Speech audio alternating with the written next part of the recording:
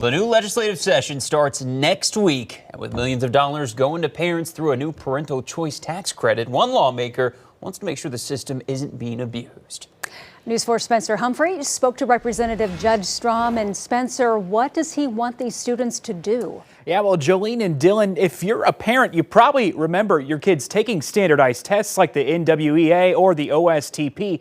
Well, Representative Strom says he wants students who get that tax credit to take those same tests to make sure that money is going to good use.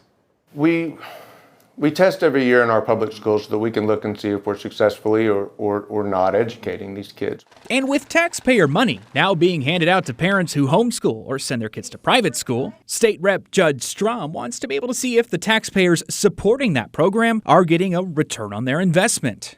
The legislature, has devoted hundreds of millions of dollars of resources over the next few years to the tax credit. House Bill 3585 would require students whose families take part in the Oklahoma Parental Choice Tax Credit program to take the same standardized tests as public school students. It simply gives us an opportunity to look on a year-by-year basis to see if we're expending these resources, are they being spent well? On the other side of things are people like Tom Newell. You don't need the state doing some kind of standardized test to tell a parent whether their child is learning or not. He's the vice president of the group Yes Every Kid, a national lobbying group for public-funded school voucher programs. He's concerned any requirement to measure a child's academic performance would deter families from taking part in the tax credit program. If we force every private school and even every homeschool curriculum to all look the same because they're teaching to the test, then we're taking that choice and those alternatives away from parents. Meanwhile, Strom says families would still receive their tax credit regardless of how their students' scores on the test.